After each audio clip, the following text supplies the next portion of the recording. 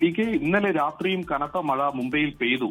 നമ്മൾ പ്രതീക്ഷിച്ചതിലും അധികം മഴ ഇന്നലെ രാത്രി പെയ്തു എന്നതാണ് അവസ്ഥ. ഇന്നിപ്പോൾ രാവിലെ ഇന്നേ ദിവസം മുംബൈയിൽ റെഡ് അലർട്ട് ഉണ്ടായിരുന്നില്ല. പക്ഷേ ഏറ്റവും ഒടുവിൽ കാലാവസ്ഥാ കേന്ദ്രത്തിൽ നിന്ന് ലഭിക്കുന്ന അറിയിപ്പ് പ്രകാരം അടുത്ത 3 മണിക്കൂർ അതിശക്തമായ മഴ, റെഡ് അലർട്ട് തന്നെയാണ് മുംബൈയിൽ ഉണ്ടാവുക എന്നുള്ള വിവരം കൂടി വരുന്നുണ്ട്. അതുകൊണ്ട് മുംബൈയിലെ സ്ഥിതി കഴിഞ്ഞ ദിവസം വളരെ രൂക്ഷമായിരുന്നു.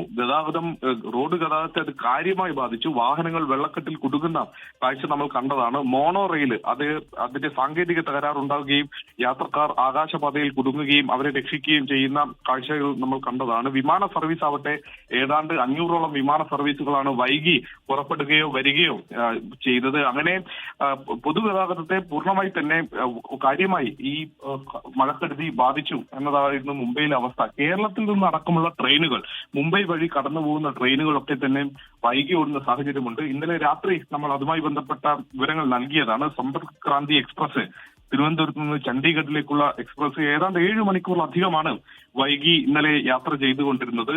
ജാംനഗറിലേക്കുള്ള തിരുനെൽവേലി ജാംനഗർ എക്സ്പ്രസ് അത് പിന്നീട് വഴിതിരിച്ച് വിടേണ്ട അവസ്ഥയുണ്ടായി. കേരളത്തിലേക്കുള്ള ദുരന്തോ എക്സ്പ്രസ് അടക്കമുള്ള ട്രെയിനുകളൊക്കെ തന്നെ ഇന്നലെ വൈകി മാത്രമാണ് പുറപ്പെടാൻ കഴിഞ്ഞത്. അങ്ങനെ റെയിൽ ഗതാഗതത്തെയും കേരളത്തിൽ നിന്നുള്ള ട്രെയിനുകളെയും അത് കാര്യമായി തന്നെ ബാധിച്ചിട്ടുണ്ട്. സംസ്ഥാനത്താകെ ഡാമുകളെല്ലാം അതിന്റെ സംഭരണ പരിധിയിലേക്ക് പരമാവധിയിലേക്ക് എത്തുകയാണ്. പൂനെയിൽ കടക് ബാസ്ല ഡാം തുറന്നുവിട്ടതോടെ അതിനടുത്തുള്ള പ്രദേശങ്ങളിലൊക്കെ വലിയ തോതിൽ വെള്ളം കയറിയിട്ടുണ്ട്. മുംബൈയിൽ മിട്ടി നദി കരകവിഞ്ഞതോടെ ഇന്നലെ കുർള വെസ്റ്റിലെ ക്രാന്തി നഗറിൽ വീടുകൾക്കുള്ളിൽ വെള്ളം കയറിയത് നമ്മൾ നേരിട്ട് കണ്ടതാണ്. അവിടെ NDRFന്റെ സഹായത്തോടെയാണ് ആളുകളെ ഒഴിപ്പിച്ചത്.